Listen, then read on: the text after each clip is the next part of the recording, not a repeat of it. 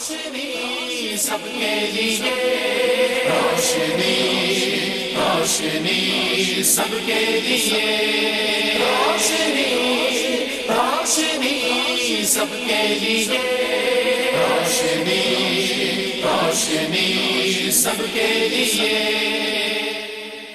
اعوذ باللہ من الشیطان الرجیم، بسم اللہ الرحمن الرحیم۔ ناظرین محترم السلام علیکم، میں ہوں آپ کا میزبان محمد رئیس احمد اور آپ دیکھ رہے ہیں پروگرام روشنی سب کے لیے۔ اس پروگرام کے ساتھ ہم حاضر ہوتے ہیں پیر تا جمعرات پاکستان کے وقت کے مطابق رات 10 بجے سے لے کر کم و بیش رات 11 بجے تک آپ کا اور ہمارا ساتھ رہتا ہے۔ آپ کی لائیو کالز، آپ کی الجھنیں، آپ کے سوالات اس پروگرام کا حصہ ہوا کرتے ہیں، اور آپ ماشاءاللہ جس فکر کے ساتھ اور جس بیداری کے ساتھ ماشاءاللہ سوالات کرتے ہیں تو ہمیں بھی حوصلہ ملتا ہے کہ ہمارے جو ناظرین ہیں ماشاءاللہ وہ علم دین سیکھنے کے حوالے سے بہت زیادہ بیدار ہیں اور آگہی کے حصول کے لیے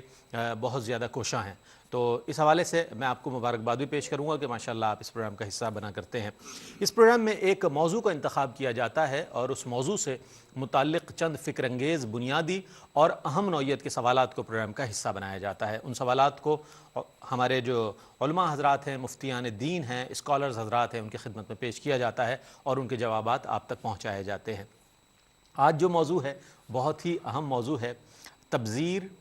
اسراف یا فضول خرچی۔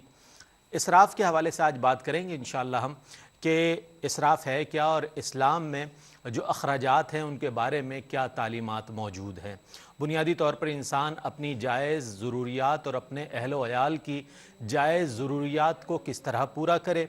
اور اپنے مال میں سے ان مساکین، ان غرباء، ان لوگوں کی مدد کس طرح کرے کہ جو لوگ حقیقی معنوں میں ان نعمتوں سے محروم ہیں اور اس حالت میں نہیں ہے جیسا کہ اللہ تعالیٰ نے اہل ثروت کو رکھا ہے۔ اور اللہ تعالیٰ نے تو خود بھی پسند نہیں فرمایا ان لوگوں کو کہ جو لوگ اسراف کرتے ہیں۔ انہو لا یحب المسرفین، یعنی کہ بے شک وہ، یعنی کہ اللہ اسراف کرنے والوں کو پسند نہیں فرماتا۔ سورہ اعراف میں اللہ تعالیٰ نے ارشاد فرمایا۔ تو اس حوالے سے بھی ہمیں ضرور یہ بات پیش نظر رکھنی چاہیے کہ اسلام کی کیا تعلیمات ہیں، اور جب ہمارے ذہن میں اس حوالے سے سوالات پیدا ہوتے ہیں، دستک دیتے ہیں، تو ہم علماء دین سے رجوع کرتے ہیں۔ آج ہمارے ساتھ موجود ہیں ممتاز و معروف شخصیات جو کہ ہمارے پینل کا حصہ ہوا کرتی ہیں ماشاءاللہ۔ آج بھی ہمارے ساتھ موجود ہیں علامہ لیاقت حسین صاحب موجود ہیں جو کہ ممتاز و معروف عالم دین ہیں۔ متعدد پروگرامز میں میرے ساتھ بھی ہوتے ہیں اور دیگر پروگرامز میں بھی آپ انہیں ملاحظہ فرماتے ہیں، بہت خوبصورت انداز تکلم رکھتے ہیں۔ آج ہمارے مہمان ہیں علامہ صاحب، السلام علیکم۔ وعلیکم السلام۔ اور آپ کے ساتھ تشریف رکھتے ہیں عہد حاضر کے ممتاز و معروف ایک ایسی شخصیت کہ جن کا سب احترام کرتے ہیں، مفتی دین ہیں، علامہ مفتی عبداللہ نورانی صاحب ہمارے مہمان ہیں، ممتاز و محترم شخصیت ہیں اور بہت زیادہ ماشاءاللہ وقی مطالعہ رکھتے ہیں۔ آج ہمارے مہمان ہیں مفتی صاحب، السلام علیکم۔ وعلیکم السلام۔ اور آپ جانتے ہیں کہ ہمارا پینل جو ہے علماء دین، مفتیان دین اور اسکالرز حضرات سے ماشاءاللہ مزین ہوتا ہے، سجا ہوا ہوتا ہے۔ تو ہمارے جو نیکسٹ گیسٹ ہیں وہ ڈاکٹر سید محبوب الحسن شاہ بخاری صاحب ہیں، ممتاز و معروف ریلیجس اسکالر ہیں، ہمارے پروگرام کا حصہ ہوا کرتے ہیں، آج بھی ہمارے ساتھ موجود ہیں۔ ڈاکٹر صاحب السلام علیکم۔ وعلیکم السلام۔ میں آغاز کروں گا، آپ تمام کو خوش آمدید کہوں گا آج کے پروگرام میں۔ اسراف علامہ صاحب آج ہمارا موضوع ہے، اس کا مفہوم میں چاہوں گا کچھ وضاحت فرما دیجیے۔ الحمدللہ رب العالمین والعاقبۃ للمتقین والصلاۃ والسلام علی سید الانبیاء والمرسلین۔ اعوذ باللہ من الشیطان الرجیم، بسم اللہ الرحمن الرحیم۔ ولا تبذر تبذیرا ان المبذرین کانوا اخوان الشیاطین وکان الشیطان لربہ کفورا۔ صدق اللہ مولانا العظیم۔ شکریہ اس پہ، جیسے کہ آپ نے ابتدا کے اندر ذکر کیا کہ تبذیر اور اسراف، فضول خرچی کرنا، تبذیر بذر سے بنا ہے اور تبذیر بمعنی تفریق کے ہے۔ جیسے کسان بیج متفرق طور پر پھینک دیتا ہے، اسی کے معنی کے اندر ہے کہ فضول خرچی کرنا۔ اور اسراف قرآن مجید کے اندر اللہ تعالیٰ نے، جیسے کہ آپ نے آیت کریمہ پڑھی، کلوا واشربوا ولا تسرفوا انہ لا یحب المسرفین۔ تبذیر کے معنی فضول خرچی کرنا ہے اور اسراف کے معنی بھی فضول خرچی کرنا ہے، ٹھیک ہے، لیکن اسراف کبھی کبھی زیادتی کے معنی بھی استعمال ہوتا ہے۔ ٹھیک، جیسے کہا جاتا ہے قل یا عبادی الذین، قرآن مجید فرقان حمید میں اللہ تعالیٰ نے فرمایا قل یا عبادی الذین اسرفوا علی انفسہم، اے میرے بندو جب تم اپنی جانوں پر زیادتی کر بیٹھو، اپنی جانوں پر ظلم کر بیٹھو، یعنی زیادتی اور ظلم کا ارتکاب بئی معنی کرو کہ جو اللہ تبارک و تعالیٰ کی حدود ہیں ان حدود کو تم توڑ دو، ان سے آگے بڑھ جاؤ، اس باؤنڈریز کو تم توڑ دو، تو فرمایا کہ تم پھر بھی اللہ تبارک و تعالیٰ کی رحمت سے مایوس نہ ہو، اللہ کی بارگاہ میں رجوع کرو۔ تو زندگی کے اندر قرآن مجید فرقان حمید نے ہمیں یہی سبق دیا ہے۔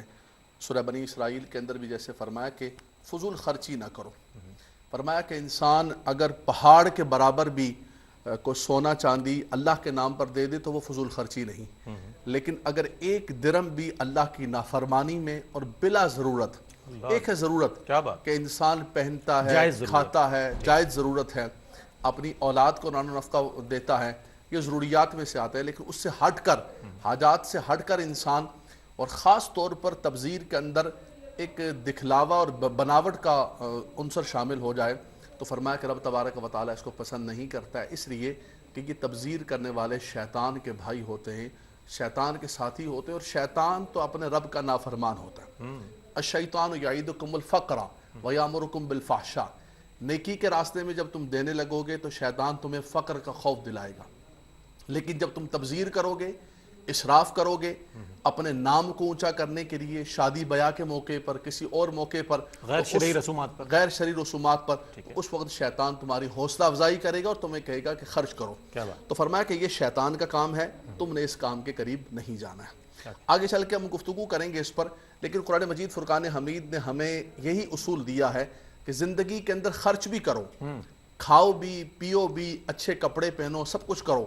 فرمایا کہ جو ایمان والے ہیں، اللہ کے پیارے بندے ہیں، والذین اذا انفقوا لم یسرفوا ولم یقتروا، فرمایا نہ تو وہ اسراف کرتے ہیں، نہ اقتطار کرتے ہیں، نہ بخل سے کام لیتے ہیں اور نہ فضول خرچی سے کام لیتے ہیں، وکان بین ذلک قواما، ان کا جو عمل ہوتا ہے وہ دونوں کے درمیان کا ہوتا ہے۔ کیا کہنا مفتی صاحب، کیا فرمائیں گے؟ حضرت نے بہت خوبصورت سورہ بنی اسرائیل کی وہ آیہ گرامی بھی کوڈ کی کہ جس میں فرمایا گیا کہ جو اسراف کرنے والے ہیں وہ شیاطین کے بھائی ہیں، یہ بہت واضح آیہ گرامی ہے۔ یہ فرمائیے کہ اسراف کے عوامل کیا ہیں اور وہ کون سی ضروریات ہیں کہ جس میں انسان جو ہے حد سے تجاوز کر جاتا ہے؟ کچھ فرمائیے گا اس حوالے سے۔ بسم اللہ الرحمن الرحیم، الحمد للہ رب العالمین، والصلاة والسلام علی سید الانبیاء و اشرف المرسلین وعلی آلہ و اصحابہ اجمعین۔ اللہ رب العزت جل مجدہ و عز شانہ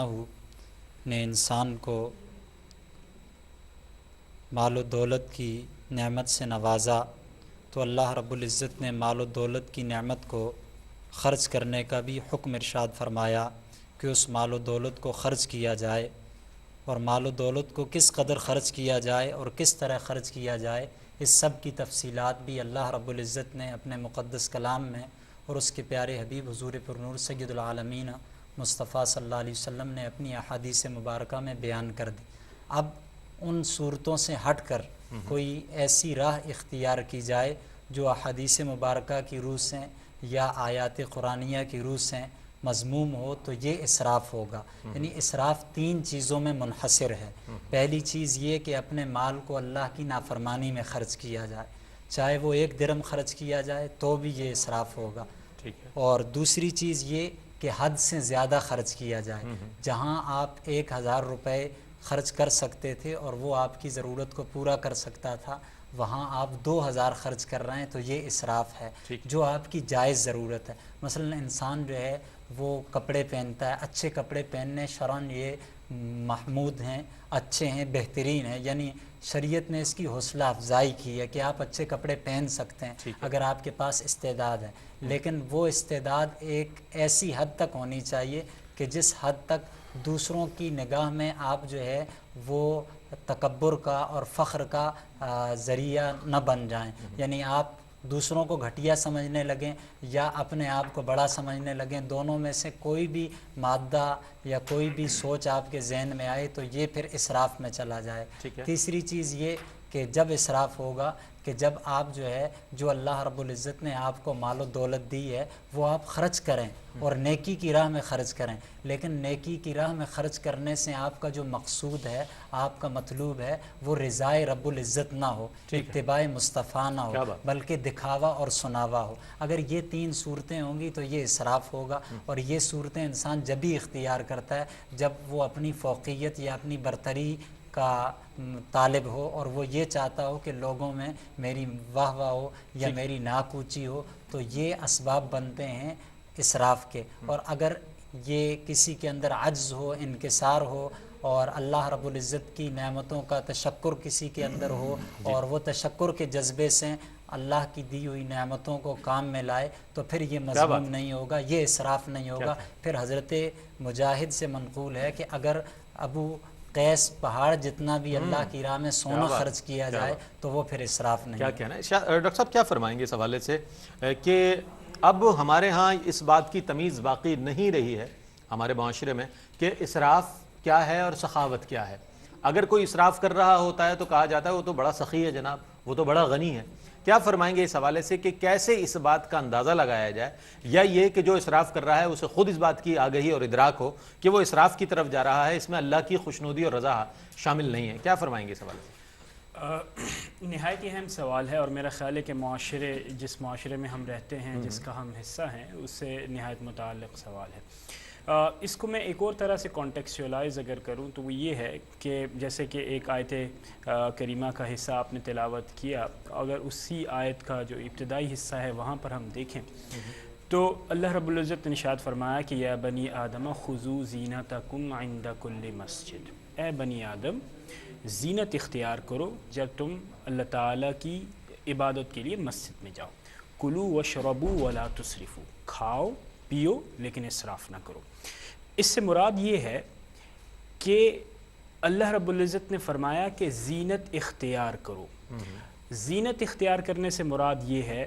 کہ جو کچھ اللہ رب العزت نے تمہیں عطا کیا نعمتوں کے حوالے سے، تم اس کا اظہار کرو۔ تو اس میں کھانا بھی شامل ہے، پینا بھی شامل ہے، لباس ہے، تمام چیزیں ہیں، لیکن اسراف نہ کرو۔ اور اسراف کے حوالے سے جیسے کہ بھی مفتی صاحب نے بھی ارشاد فرمایا کہ اللہ رب العزت کی اطاعت کے غیر میں صرف نہ کرو، یعنی حلال کے علاوہ جو کچھ بھی خرچ ہوگا وہ دراصل اسراف کے زمرے میں آئے گا۔ اور امام فخر الدین رازی نے فرمایا ہے کہ اسراف کے اندر ہر وہ چیز شامل نہیں ہے جو کہ حلال ہے، تو لہٰذا آپ سب چیزیں استعمال کر سکتے ہیں۔ اب جو سوال ہے وہ یہ ہے کہ سخاوت اور اسراف میں کیا فرق ہے؟ تو سخاوت دراصل اللہ رب العزت کی نعمتوں کو دیگر میں بانٹنا ہے، یعنی اپنے علاوہ اپنے بھائیوں اللہ کی رضا اور خوشنودی کی خاطر۔ جی، اللہ رب العزت کی رضا اور اس کی خوشنودی کے لیے لیکن اس میں جو اہم بات ہے وہ یہ ہے کہ جیسا کہ مفتی صاحب نے بھی ارشاد فرمایا کہ ریاکاری نہیں ہونی چاہیے، بناوٹ نہیں ہونی چاہیے، دکھاوا نہیں ہونا چاہیے، محض اللہ رب العزت کی خوشنودی کے لیے۔ اور تیسری بات یہ کہ اسراف اور سخاوت صرف اور صرف مال و دولت میں نہیں ہوتا ہے۔ اگر صرف مال و دولت میں ہوتا اور انسان کی شخصیت میں نہ ہوتا تو پھر بھی آپ کو ایک تضاد نظر آتا ہے۔ تو سخاوت کا انتخاب کرنے کے لیے ہمارے پاس جو بہترین کرائیٹیریا ہے وہ یہ ہے کہ سخاوتیں تو شخصیتوں کے اندر ہوتے ہیں، جس کا اظہار مال بھی ہو سکتا ہے، لیکن اس کے علاوہ اس کا اظہار علم بھی ہو سکتا ہے، حلم بھی ہو سکتا ہے، آپ کے اخلاق بھی ہو سکتے ہیں، آپ کے معاملات بھی ہو سکتے ہیں۔ اس میں آپ کو سخاوت اور اسراف کے درمیان ماشاءاللہ تینوں ہی حضرات نے ماشاءاللہ بڑی صراحت کے ساتھ جوابات عنایت فرمائے، اور یہ بات بھی ہم انشاءاللہ وقفے کے بعد ضرور علامہ لیاقت حسین صاحب ہمارے ساتھ موجود ہیں، یہ پوچھیں گے کہ آیا مالی طور پر جو اسراف ہوتا ہے اس کے حوالے سے تو بہت ماشاءاللہ بڑی خوبصورت گفتگو سامنے آئی، لیکن اس کے علاوہ بھی بہت سی چیزوں میں اسراف نظر آتا ہے۔ ایک مختصر سا وقفہ ہے، مجھے آپ کے سوالات چاہیے اسراف کے حوالے سے، اور وقفے کے بعد جب میں انشاءاللہ حاضر ہوں گا تو آپ کی کالز بھی ہوں گی اور ہمارے سوالات بھی ہوں گے، ہمارے ساتھ رہیے گا۔ خوش آمدید ناظرین، آپ دیکھ رہے ہیں پروگرام روشنی سب کے لیے۔ آج اسراف ہمارا موضوع ہے اور اس حوالے سے میں سوالات شامل کر رہا ہوں، آپ کے سوالات بھی انشاءاللہ شامل کریں گے۔ علامہ صاحب یہ فرمائیے گا کہ مالی امور میں تو دیکھا گیا ہے کہ اسراف کے حوالے سے بہت بات چیت کی جاتی ہے، لیکن دیگر امور میں جو اسراف نظر آتا ہے اس حوالے سے وہ بھی بہت ہمارے معاشرے میں عام نظر آتا ہے، میں چاہوں گا اس کے حوالے سے کچھ ارشاد فرمائیے گا۔ دیکھیے جی، حقیقت یہ ہے کہ ہر چیز کے اندر اسراف ہو سکتا ہے، جیسے کہ شاہ صاحب نے بڑی وضاحت کے ساتھ فرمایا کہ ہر چیز کے اندر جب زیادتی ہوگی اور ہر چیز کے اندر جب حدود کو کراس کیا جائے گا اور اللہ اور اس کے رسول کی حدوں کو پھلانگا جائے گا تو یقیناً وہ اسراف کے اندر آئے گا۔ جیسے کہ میں نے آیت کریمہ پڑھی کہ یا عبادی الذین اسرفوا علی انفسہم، اپنی جانوں پر اسراف کرنا۔ دیکھیں انسان بہت زیادہ کھا کر بھی اپنی جان پر اسراف کرتا ہے، کبھی کبھی ایسا کرتا ہے کہ انسان کے اندر کسی عبادت کی قوت و طاقت نہیں ہے تو وہ زیادہ کرنا چاہتا ہے، اس سے بھی شریعت نے منع فرمایا۔ نبی کریم صلی اللہ علیہ وسلم نے جب صوم وصال رکھتے ہوئے صحابہ کرام کو دیکھا اور ان کے چہروں کی پیلے پن کے دیکھا تو منع فرمایا میرا رب تو مجھے کھلاتا پلاتا ہے اور تم یہ نہ کرو۔ اسی طرح ہر چیز کے اندر ایک اعتدال ہونا چاہیے، ایک بیلنس ہونا چاہیے۔ ہمارے ہاں یہ ہوتا ہے کہ یا تو آپ شروع کرتے ہیں کسی کام کو تو بہت زیادہ شروع کر دیتے ہیں اور اس کے بعد جب چھوڑتے ہیں تو بالکل چھوڑ دیتے ہیں۔ نبی کریم صلی اللہ تعالیٰ علیہ وسلم نے ایک صحابی رسول سے یہی فرمایا کہ اس کی طرح نہ ہو جانا جس نے عبادت کو شروع کیا، رات کے اٹھنے کو شروع کیا اور اس کے بعد بہت زیادہ کرنے لگا اور اس کے بعد چھوڑ دیا۔ اسلام یہ چاہتا ہے کہ آپ کوئی بھی عمل کریں، عبادت کریں، کوئی بھی معاملات کریں، اس کے اندر ایک اعتدال ہونا چاہیے، ترتیب ہونی چاہیے۔ فرمایا کہ کم کیوں نہ ہو، اقل کیوں نہ ہو، لیکن اس کے اندر دوام ہو، وہ اسلام کے لیے محمود ہوتا ہے۔ کیا بات۔ مالی اسراف کے حوالے سے بہت زیادہ گفتگو فرمائی اور خاص طور پر بار بار ہم اس کے اندر الجھتے رہے کہ ہم کیا کریں۔ سخاوت اور اسراف کے حوالے سے جسے شاہ صاحب نے بڑی خوبصورت فرمائی، کیونکہ اس کے اندر بنیادی چیز نیت کا ہونا ہے۔ باقی اللہ کے نام پر جتنا بھی انسان خرچ کرتا ہے، جیسے کہ مجاہد کی روایت پیش فرمائی علامہ صاحب نے کہ پہاڑ کے برابر، فرمایا لا اسراف فی الخیر، خیر کے اندر اسراف نہیں ہے۔ اللہ تبارک و تعالیٰ کے نام پر تو جتنا خرچ کرو گے اللہ تعالیٰ تمہیں اس کی برکتیں عطا فرمائے گا۔ اصل اسراف انسان وہاں جا کے کرتا ہے جب اپنی ضروریات اچھا اس کے اندر بھی مختلف کیٹیگریز ہیں، مختلف طبقات ہیں۔ ایک شخص ہے کہ اس کو اللہ نے بہت وسعتیں عطا فرمائی ہیں، اس کے بعد بہت وسائل ہیں، وہ کہتا ہے کہ نہیں میں اتنے کا کپڑا پہنوں گا، میں اتنے کا جوتا پہنوں گا، میری گاڑی اس سطح کی ہونی چاہیے۔ ٹھیک ہے آپ کریں، لیکن بنیادی چیز یہ ہے کہ آپ دوسروں کی تحقیر نہ کریں، دوسروں کی توہین نہ کریں۔ اس نیت سے ہمارے بزرگان دین نے بڑے مہنگے مہنگے کپڑے پہنے۔ اچھا ہمارے یہ بھی کانسیپٹ ہے کہ کسی نے مہنگا کپڑا پہن لیا تو بولیں گے بڑا دنیا دار قسم کا آدمی ہے، یہ آپ نے کپڑا اتنا مہنگا پہنا، آپ کو پتہ نہیں یہ بڑا اسراف ہے، اور اس کا کیا جواب دیں گے آپ اتنا مہنگا کپڑا پہن کے؟ رئیس صاحب آپ کیا جواب دیں گے؟ اللہ کی بات، اسلام نے کپڑا مہنگا ایسا نہیں ہے۔ اسلام کے اندر ہمارے صحابہ نے، ہمارے بزرگان دین نے، حضور سیدنا غوث اعظم رضی اللہ تعالیٰ عنہ کا ایک مرتبہ جبہ سلانے کے لیے ان کا خادم گیا تو وہ درزی پوچھنے لگا کہ یہ کس کا جبہ ہے، یہ بادشاہ کا ہے یا تمہارے امام کا ہے؟ تو بڑے بڑے امام اعظم ابو حنیفہ رضی اللہ تعالیٰ بڑے مہنگے مہنگے کپڑے پہنتے تھے، لیکن اس کے اندر بنیادی چیز ہے نیت۔ اگر آپ کی نیت مخلوق خدا کے سامنے ان کی تحقیر کرنا اور اپنا تفاخر ہے تو پھر تو یہ سب کچھ برباد ہو گیا۔ اور اللہ کی نعمتوں کی تحدیث ہے، جیسے علماء کرام نے بار بار اسی چیز کو مینشن کیا ہے، تو یہ ساری کی ساری چیزیں محمود ہو جائیں گی۔ شریعت یہی کہتی ہے کہ آپ یہ پہنیں۔ باقی رہا خرچ کرنا، تو خرچ تو جتنا کریں گے۔ ایک شخص تسبیح لے کے بیٹھا ہوا ہے، پڑھ رہا ہے، فرمایا سخی جاہل احب الی اللہ من عابد بخیل، فرمایا وہ تسبیح پھیرنے والا اپنی جگہ، لیکن ایک جاہل سخی بھی اللہ کے نام پر دینے والا ہے، مخلوق خدا کی خدمت کرتا ہے۔ الخلق عیال اللہ، فرمایا رب تبارک و تعالیٰ اس کو درجات بلند و بالا عطا فرمائے۔ کیا بات، سبحان اللہ سبحان اللہ۔ مصعب کیا فرمائیں گے کہ اسراف کے جو نقصانات ہیں، ہم یہ چاہیں گے کہ اس حوالے سے بھی کچھ فرمائیے کہ دنیاوی نقصانات کیا ہیں، اخروی نقصانات کیا ہیں، تاکہ جب یہ چیز سامنے آ جائے گی تو ممکن ہے بہت سے لوگوں کو بہت سی مفید معلومات مل جائے گی اور آگے کے لیے ان کو ایک نشان منزل مل جائے گا۔ اسلام نے تمام چیزوں کے اندر اعتدال کا، توسط کا، میانہ روی کا حکم دیا۔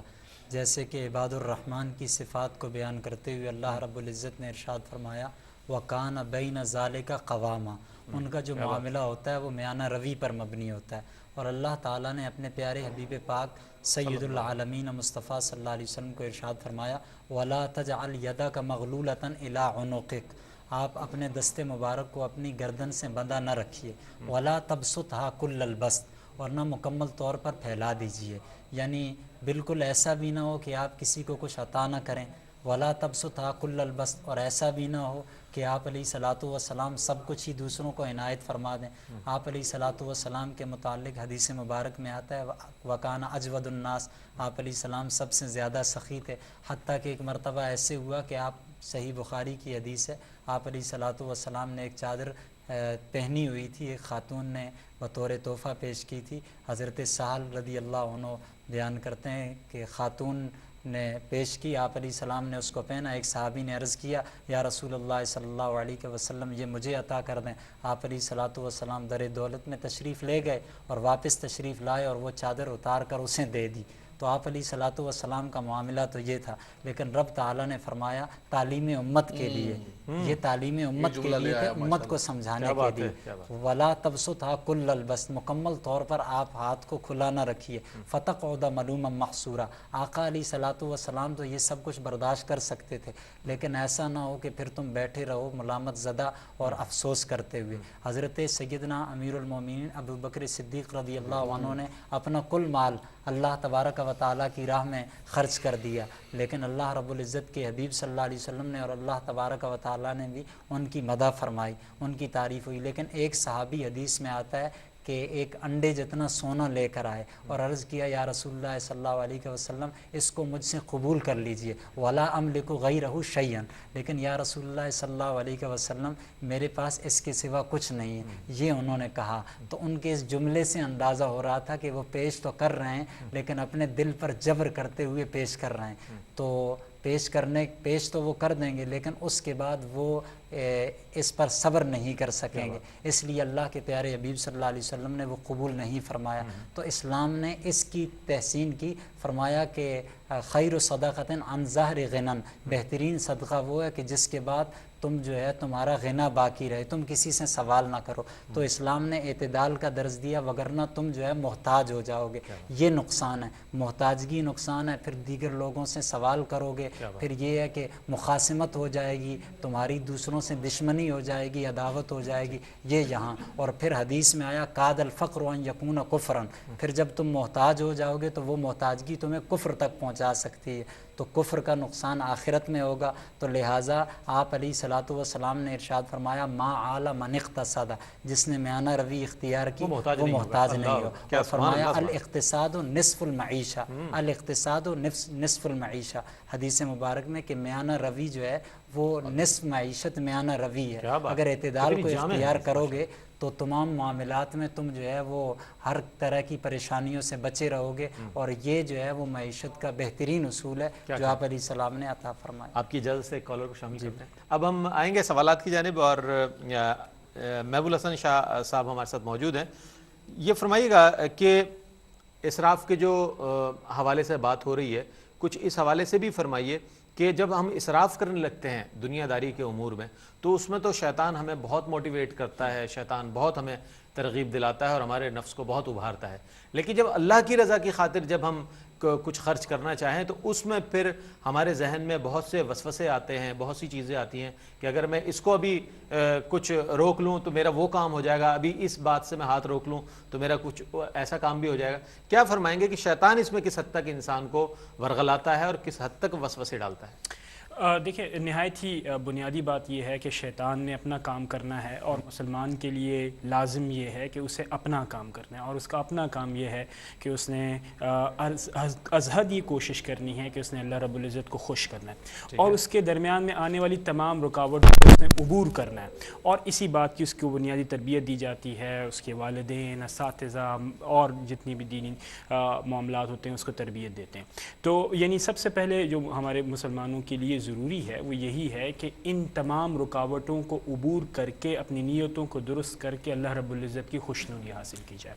یہاں پر ایک بات بہت اہم ہے، اور وہ یہ ہے کہ مال و دولت کے اعتبار سے اس کے علاوہ بھی اسراف ہے، اور میں آپ کو بتاؤں کہ اگر ہم آج معاشرے میں دیکھیں تو اسراف ہمیں مختلف جگہوں پہ نظر آتا ہے۔ قرآن کریم میں ارشاد فرمایا گیا کہ ولا یسرف فی القتل، اور اس میں علامہ راغب نے فرمایا ہے کہ یسرف فی القتل سے مراد یہاں پر یہ ہے کہ بعض اوقات اسراف کی وجہ سے اور میانہ روی اختیار نہ کرنے کی وجہ سے معاملات یہاں پر آتے ہیں کہ آپ قتل کی سزا جو قصاص ہے یا دیت ہے اس پر معاملہ حل کرنے کے بجائے کوشش یہ کرتے ہیں کہ قتل کے بجائے آپ اس کا معاملہ کسی اور طرح حل کریں۔ اور طرح سے مراد یہ ہے کہ اگر اس کا تعلق قاتل کا اشرافیہ سے ہے تو پھر معاملات کو آپ پرولونگ کرتے ہیں، اس کو سسپینڈ کرنے کی کوشش کرتے ہیں، یہ بھی اسراف ہے۔ اس کے ساتھ ساتھ بعض اوقات معاملہ یہ آتا ہے کہ اس قتل کے بدلے کے اندر ہمارے ہاں مختلف رسوم و رواج ہے کہ جی اس کے خاندان سے، یعنی جو قاتل ہے اس کے خاندان سے کوئی لڑکی یعنی کہ ایکسچینج کے طور پر لے لی جائے اور اس کے خون بہا کے طور پر دے دی جائے، یا اس طرح کی دیگر رسومات کہ بھئی اتنے خاندان کی لڑکیاں وہاں پر آ جائیں، اور یہ تمام یہ بھی اسراف ہے۔ تو کہنے کا بنیادی مقصد یہ کہ علامہ صاحب نے نہایت عمدہ اور سلیس انداز میں بیان فرمایا کہ اسلام کا جو خیر ہے وہ اس کا وسط یعنی میانہ روی کے اندر ہے، اور میانہ روی سے مراد ہرگز یہ نہیں ہے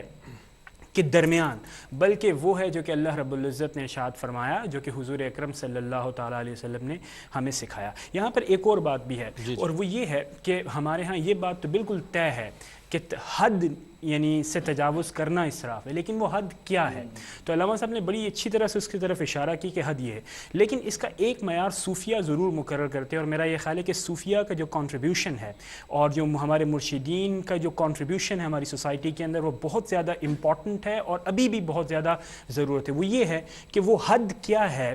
وہ اس کو طے کرنا ہے، اور اس کی حد کی مثالیں بھی انہوں نے بہت اچھی دی۔ وہ یہ ہے کہ کیا آپ کی زندگی کے اندر یعنی جو کوالٹیٹیولی چیزیں آپ استعمال کرتے ہیں، کہ آپ نے گھڑی استعمال کرنی ہے تو کیا وہ برانڈڈ ہوگی یا نان برانڈڈ ہوگی، حالانکہ آپ کی ضرورت کس چیز سے مکمل ہو رہی ہے، اور وہ برانڈڈ ہوگی تو برانڈڈ میں بھی یا کیا وہ انٹرنیشنل اسٹینڈرڈائزڈ ہوگی یا نان انٹرنیشنل، اور اسی کے ساتھ ساتھ پھر وہ کس کلاس کی ہوگی۔ تو یعنی یہ طے کرنا تو ہمارے صوفیہ کی ہماری تربیت ہے کہ یہ حد آپ نے طے کرنی ہے، لیکن اس کے ساتھ ساتھ ہمارے اولیاء کا اور ہمارے اسلاف کا ایک اور عمل بھی رہا، وہ یہ کہ جب تفاخر اور جب یعنی کہ دشمن اور کی آنکھوں میں آنکھیں ڈالنے والا معاملہ آتا تھا تو اس وقت معاملات کو آگے بڑھانے کے لیے بھی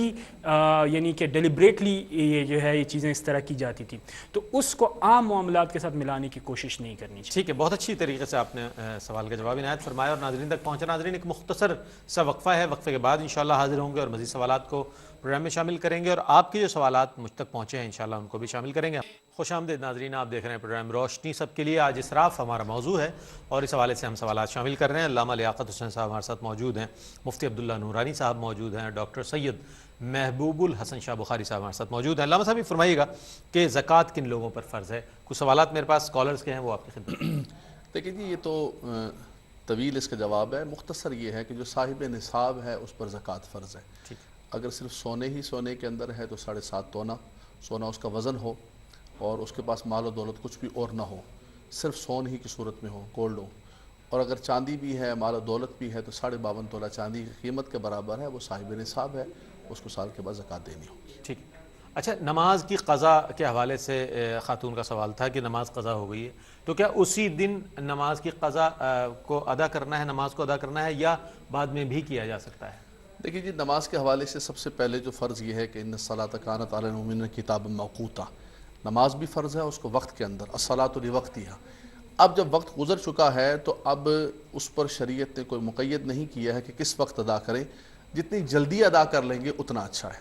بہت اچھی بات۔ ایک اور سوال میں آپ کی خدمت میں پیش کر دوں کہ ہمارے بھائی نے سوال یہ کیا تھا کہ رمضان المبارک میں انہوں نے اور ان کی وائف نے ایک دعا مانگی، اور ہسبینڈ نے جو شوہر نے نوافل شکرانے کے نوافل ادا کرنے کے لیے عشاء کے بعد کا حکم دیا، اور ان کی جو زوجہ محترمہ انہوں نے یہ کہا کہ میں فجر کے بعد ادا کروں گی، کیا فرمائیں گے؟ دیکھیں، چونکہ وقت کی تعیین تو کوئی نہیں کی ہے، کسی بھی ایسے وقت میں کہ جس میں نوافل پڑھے جا سکتے ہیں اس میں وہ نوافل ادا کر سکتے ہیں، اور یہ ہے کہ اس کے اندر جلدی سے جلدی ادا کر لیں تو اچھا ہے، عشاء کے بعد نوافل ادا کرنے چاہیے۔ ٹھیک ہے، یعنی کہ فجر کی نماز کے بعد جو ہے فجر کے بعد تو نوافل نہیں ادا کیے ہی نہیں جاتے۔ اچھا مفتی صاحب کیا فرمائیں گے اس حوالے سے شوال کے روزے جو ہیں جو تو اس حوالے سے وہ کہہ رہے ہیں کہ کیا عید کے فوراً بعد جو ایام ہوتے ہیں انہی میں 6 روزے رکھنے ہیں، یا ماہ شوال میں کسی بھی وقت رکھے جا سکتے ہیں کہ کسی بھی تاریخ میں؟ افضل اور مستحسن تو علماء نے یہ لکھا ہے، خود امام ترمذی نے اس حدیث کو نقل کرنے کے بعد سیدنا عبداللہ ابن مبارک سے نقل کیا کہ ان کو لگاتار رکھے، عید کے دوسرے دن سے 6 دن تک جو ہے وہ روزے رکھے۔ افضل تو یہ، اور حدیث کے الفاظ بھی یہی ہیں کہ جس نے اس کے بعد جو ہے وہ رمضان کے روزے رکھنے کے بعد ثم اتبعہ 6 من شوال او کما قال صلی اللہ علیہ وسلم، پھر اس کے بعد شوال کے 6 رکھے، لیکن ان کو متفرق اور الگ الگ رکھنا بھی جائز اور درست ہے۔ ابھی تقریباً جو ہے وہ 16 دن باقی ہیں شوال المکرم کے، تو پیر اور جمعرات کو اگر رکھا جائے روزہ تو اس کا بھی ثواب ان کو شوال المکرم کے 6 روزے رکھنے کا ویسے ہی ثواب ملے گا، اور انشاءاللہ العزیز سال بھر کے روزوں جتنا ثواب رمضان کے بعد جو شخص یہ 6 روزے رکھے اس کو یہ ثواب ضرور ملے گا۔ ایک سوال میں شامل کرنا چاہوں گا، گزشتہ کسی پروگرام میں ایک ہماری بہن نے سوال کیا تھا تو وہ جواب رہ گیا تھا، وقت ہمارا جو تھا پروگرام میں باقی نہیں تھا، میں شامل کر لیتا ہوں، اگر آپ دیکھ رہی ہیں تو یقیناً آپ کو آپ کا جواب مل جائے گا۔ مفتی صاحب فرمائیں گے اس حوالے سے کہ خاتون نے سوال یہ کیا تھا کہ جب میں نماز پڑھتی ہوں تو آیات بھول جاتی ہوں یا رکعتیں بھول جاتی ہوں، تو اس حوالے سے کیا کیا جائے؟ کیا اس سلسلے میں دہرائی جائے نماز یا کیا؟ اگر اتنی آیت پڑھ چکی ہیں کہ تقریباً 27 کے قریب حروف علماء نے لکھے ہیں، اگر وہ پڑھ چکی ہیں تو اب ان کی قرات ما تجوز بہ الصلاۃ جو ہے وہ ہو چکی ہے، اب وہ رکوع کر سکتی ہیں۔ اور اگر وہ رکعتیں بھول جاتی ہیں اور اکثر یہ نسیان کا عارضہ انہیں لاحق رہتا ہے تو ایسی صورت میں کم تعداد کو وہ لیں، مثلا 3 اور 4 میں شک ہوا ہے تو 3 رکعتیں تو کنفرم ہیں، چوتھی میں شک ہے تو اب 3 کو وہ لیں اور نماز کو پوری کر لیں۔ ٹھیک ہے ڈاکٹر صاحب، کیا فرمائیں گے اس حوالے سے؟ ہمارے بھائی کا سوال تھا، تو سوال یہ تھا کہ وہ میں ٹی وی پر آنا چاہتا ہوں اور اپنی معلومات کا اظہار کرنا چاہتا ہوں، تو کیا یہ بھی اسراف میں آئے گا؟ کچھ سوال کچھ اس نوعیت کا تھا کہ صحیح طور پر نہیں پہنچ سکا، بہر صورت اس کا متن یہی تھا، کیا فرمائیں گے اس حوالے سے؟ دیکھیں، مطلب یہ ہے کہ یہاں پر جس حوالے سے ہم نے ابتدا میں گفتگو کی وہ تھی اسراف، اور اس میں ہم نے یہ بتایا تھا کہ اسراف کرنے کے لیے جو چیز آمادہ آپ کو کرتی ہے وہ بنیادی طور پر وہی ہوتی ہے دکھاوا، اپنی ذات کا اظہار، صرف اور صرف اپنی ذات کا اظہار۔ تو بنیادی طور پر اس میں کئی مسائل ہیں۔ ایک تو یہ ہے کہ یہ نفسیاتی طور پر کچھ مسائل کا شکار ہوتی ہے شخصیت، جس کی وجہ سے وہ یہ چاہتی ہے کہ وہ اپنا اظہار کرے۔ دوسری بنیاد یہ ہے کہ آپ یہ چاہیں، یہ دیکھا جائے کہ کیا اسلام اس حوالے سے کیا کہتا ہے۔ تو اسلام ظاہر ہے ہمارے علماء اور مشائخ کی یہ ایک مسلسل عمل رہا ہے کہ انہوں نے کبھی بھی دکھاوے کے لیے اور ریاکاری کے لیے اور اپنی ذات کے اظہار کے لیے اپنے علم کو استعمال نہیں کیا ہے۔ تو اس لیے یہ جو خواہش ہے، ظاہر ہے اس کے اندر ایک مسئلہ یہی ہے کہ آپ کی خواہش بنیادی طور پر ریاکاری سے ہو رہی ہے، تو یہ تو اسلام اس کی اجازت نہیں دے گا۔ اور ابھی ہم نے اس حوالے سے ایک اور بھی گفتگو کی، وہ تھی شخصیت کی میانہ روی، اعتدال۔ تو یعنی آپ کے پاس علم ہے لیکن اس کے ذرائع ہو سکتے ہیں، اس کو آپ یعنی کہ لوگوں کے فلاح و بہبود کے لیے استعمال کر سکتے ہیں، ان کی تربیت کر سکتے ہیں، تو اسے اس کے لیے استعمال کرنا چاہیے، اور یہ ایک پازیٹیو ہے اور سوسائٹی کے لیے اس طرح کے افراد کی ضرورت ہے۔ اور ہمارے ہاں اس معاشرے کے اندر ایسے افراد کی بہتات ہے جو کہ صرف اور صرف اپنی ذات کا اظہار کرنا چاہتے ہیں۔ تو میرا یہ خیال ہے کہ اس معاملے میں نہایت ہی تدبر اور نہایت ہی میانہ روی کا رویہ اختیار کرنا چاہیے، نہ یہ کہ یعنی اس حوالے سے کوشش۔ علامہ صاحب، پروگرام اپنے آخری مراحل میں ہے، میں چاہوں گا کہ اسراف ہر معاملے میں، ہر شعبے میں ہم کس طریقے سے اس سے اجتناب کر سکتے ہیں؟ کچھ فرمائیے اس حوالے سے۔ دیکھیے جی، جیسے کہ آپ نے خود بھی ذکر فرمایا کہ یہ تو اس کے درمیان کو لائن کھینچنی اور تمیز کرنا تو انتہائی مشکل امر ہے۔ ہم مطلق ایک تھیوری دے دیں کہ دیکھیں جی یہ اسراف ہے، اس کو گراؤنڈ پر عمل درآمد کرنا بڑا مشکل ہوتا ہے۔ صحیح فرمایا۔ اصل بنیادی چیز یہ ہے کہ جیسے علماء نے بھی بار بار شریعت کی اتباع اور نیت صالح جو ہے انما الاعمال بالنیات، اس کا بڑا عمل دخل ہوتا ہے۔ آپ اچھا کھائیں، اچھا پئیں، اچھا پہنیں، اچھی گاڑی رکھیں، اللہ نے آپ کو وسعتیں عطا فرمائی ہیں تو آپ کا کشادہ گھر ہو، کشادہ گھر بھی اللہ کی نعمت ہے، اچھی سواری بھی اللہ تبارک و تعالیٰ کی نعمت ہے، یہ تمام اللہ تعالیٰ کی نعمتیں ہیں، اور نعمتوں کا اظہار بھی نبی کریم صلی اللہ علیہ وسلم نے ایک شخص کو دیکھا اور اس کو پراگندہ حال دیکھا تو حضور نے فرمایا یہ کیا حال کیا ہوا ہے، کیا تمہیں اللہ نے مال نہیں دیا؟ فرمایا مختلف انواع و اقسام کے رب تعالیٰ نے مجھے مال دیے۔ فرمایا تو اس کا اظہار بھی کرو، اللہ کی وہ نعمت کے اثرات تمہارے بدن پر نظر آنے چاہیے۔ یہ اللہ کے نبی صلی اللہ علیہ وسلم کا خود ارشاد ہے۔ اس کے اندر بنیادی چیز انسان کی نیت ہے۔ اگر نیت کے اندر کھوٹ ہے اور نیت کے اندر خرابی ہے، نیت کے اندر لوگوں کو حقیر جاننا ہے تو سب کچھ برباد ہو جائے گا۔ اور اگر آپ کی اچھی نیت ہے، جیسے کہ علامہ صاحب نے چادر کا ذکر کیا تو اللہ کے نبی صلی اللہ علیہ وسلم دھاری دار یمنی چادر استعمال فرمایا کرتے تھے، سرخ دھاری دار، بہت اچھی قسم کے اچھے قسم کے لباس بھی پہنا کرتے تھے، صحابہ کرام تحفے دیتے تھے، ان کو حضور علیہ السلام استعمال فرمایا کرتے تھے۔ تو اس استعمال کے اندر یہی بنیادی چیز ہے کہ انسان کی نیت محمود ہونی چاہیے۔ ایک صرف گزارش کروں گا کہ آپ کا اپنا سٹیٹس ہے، جیسے کہ قبلہ شاہ صاحب نے بہت خوبصورت بات فرمائی کہ صوفیاء کا ہمیشہ یہ مزاج رہا ہے کہ صوفیاء نے ہمیشہ کوشش یہ کی ہے کہ معاشرے اور سوسائٹی کے اندر جو ہے نا ایک اعتدال اور بیلنس لے کر آئیں۔ ہے بھی آپ کے پاس، پھر بھی کوشش کریں کہ آپ کم سے کم استعمال کریں۔ ٹھیک ہے، آپ اچھا پہنتے ہیں، اچھا کھاتے ہیں، اللہ آپ کو برکتیں عطا فرمائے، لیکن خاص طور پر ہماری جو شادی بیاہ رسومات ہیں اس کے اندر جب لوگ معاشرے کے اندر یہ کرتے ہیں کہ اسراف کرتے ہیں، آؤٹ آف بیلنس ہو جاتے ہیں، اس پہ پھر پورا معاشرہ تباہی بربادی کی طرف چلا جاتا ہے۔